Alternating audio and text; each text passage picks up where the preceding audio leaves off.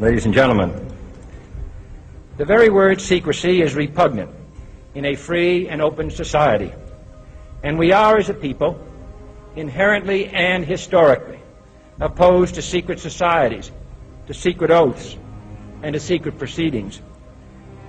We decided long ago that the dangers of excessive and unwarranted concealment of pertinent facts far outweighed the dangers which are cited to justify it. Even today, there is little value in opposing the threat of a closed society by imitating its arbitrary restrictions. Even today, there is little value in ensuring the survival of our nation if our traditions do not survive with it.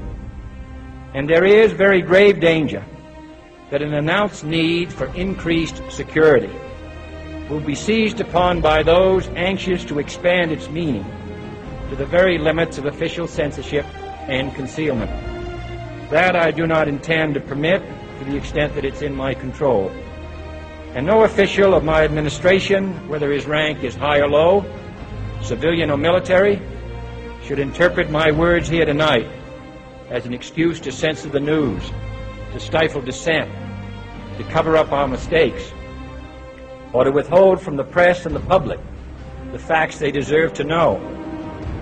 For we are opposed around the world by a monolithic and ruthless conspiracy that relies primarily on covert means for expanding its sphere of influence, on infiltration instead of invasion, on subversion instead of elections, on intimidation instead of free choice, on guerrillas by night instead of armies by day.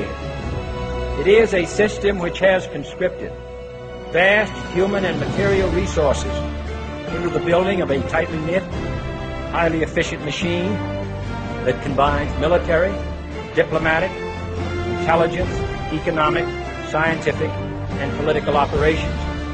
Its preparations are concealed, not published. Its mistakes are buried, not headlined. Its dissenters are silenced, not praised. No expenditure is questioned, no rumor is printed, no secret is revealed. No president should fear public scrutiny of his program, for from that scrutiny comes understanding, and from that understanding comes support or opposition, and both are necessary. I am not asking your newspapers to support an administration, but I am asking your help in the tremendous task of informing and alerting the American people. For I have complete confidence in the response and dedication of our citizens whenever they are fully informed. I not only could not stifle controversy among your readers, I welcome it. This administration intends to be candid about its errors. For as a wise man once said, an error doesn't become a mistake until you refuse to correct it. We intend to accept full responsibility for our errors, and we expect you to point them out when we miss them. Without debate, without criticism, no administration and no country can succeed, and no republic can survive. That is why the Athenian lawmaker Solon decreed it a crime for any citizen to shrink from controversy.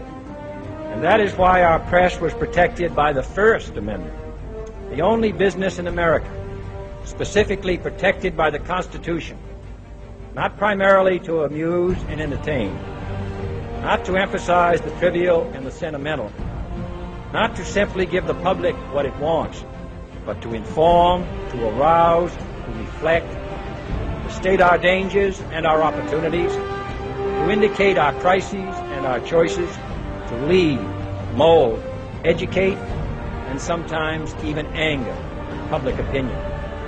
So it is to the printing press, to the recorder of man's deeds, the keeper of his conscience, the courier of his news, that we look for strength and assistance, confident that with your help, man will be what he was born to be, free and independent.